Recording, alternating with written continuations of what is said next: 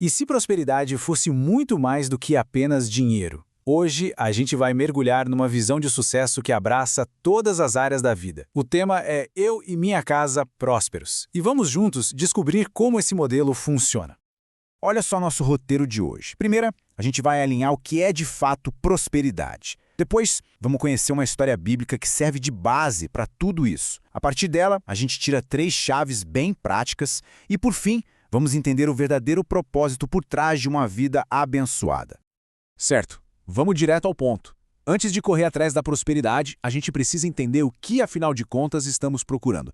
Vamos ver o que a fonte dessa mensagem nos diz sobre isso. A primeira pergunta parece simples, né? Mas o que é prosperidade?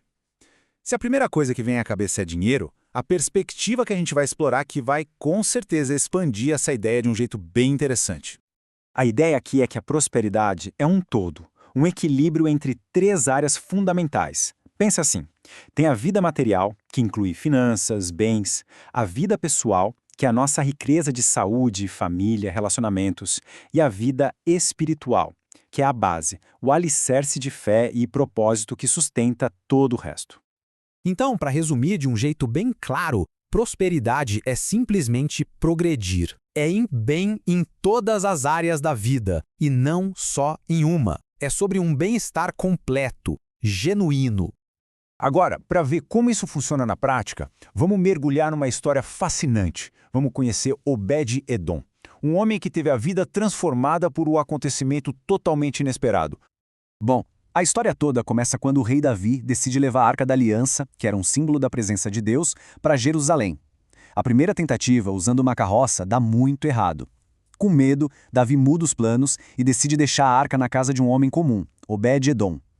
E o que acontece a seguir é impressionante. Em apenas 3 meses, a vida daquela família vira de cabeça para baixo, de um jeito muito positivo. E aqui tá o pulo do gato da história. Olha só o contraste entre o jeito humano e o jeito divino de fazer as coisas. De um lado, a carroça, que parecia a solução mais fácil, mais lógica. Do outro, os sacerdotes carregando a arca nos ombros, um ato que exigia sacrifício, obediência. A lição aqui é que, às vezes, o caminho que parece mais difícil é, na verdade, o caminho certo para a bênção. E o nosso herói, o Obed-Edom, ele não era rei, não era guerreiro, não era ninguém importante. Ele era uma pessoa comum. E a grande atitude dele foi não fazer nada. Ele não questionou, não reclamou, não resistiu, ele simplesmente abriu a porta e disse sim.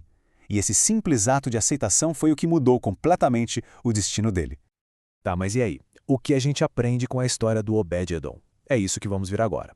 Esta sessão vai resumir tudo em 3 passos práticos que dá para aplicar hoje. Tudo se resume a 3 chaves bem poderosas. A primeira é aceitar, ou seja, abrir as portas da própria vida. A segunda chave é esperar, confiar que as coisas vão acontecer no tempo certo. E a terceira é honrar, reconhecer a fonte de tudo com os próprios recursos. Agora, voltando para a segunda chave, a de esperar. Por que esses 3 meses são tão importantes?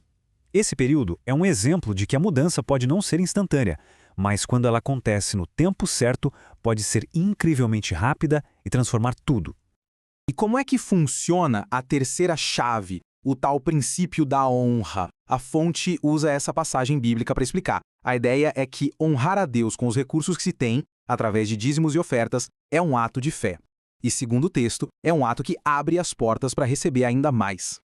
E para deixar isso bem prático, o autor da mensagem compartilha a própria história dele. Ele conta que passou por um período de muita dificuldade financeira, morando de aluguel, sem carro, e mesmo assim decidiu continuar firme nesse princípio de honra. O resultado que ele relata foi uma virada completa. Conseguiu sair do aluguel, ganhou um carro e depois pôde trocar por um ainda melhor. Para ele foi uma prova do poder da generosidade e da obediência.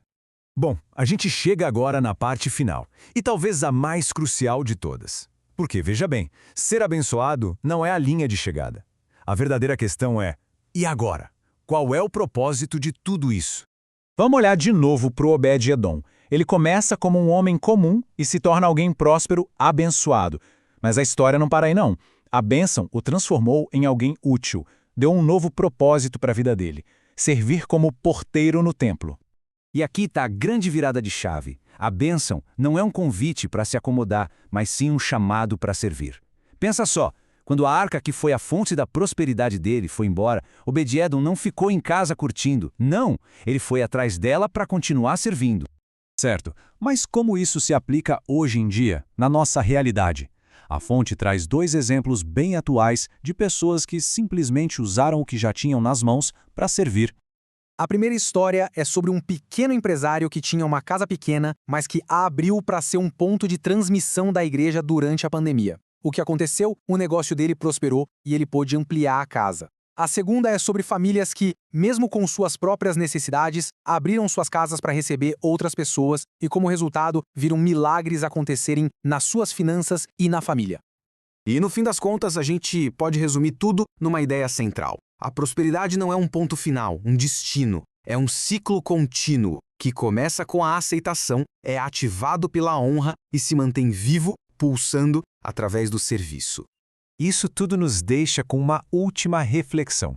A questão no fim não é só como receber a bênção, mas o que fazer com ela. Então fica a pergunta: depois que a bênção chega, o que vem a seguir? É aí que o verdadeiro propósito de cada um se revela e é onde a jornada realmente começa.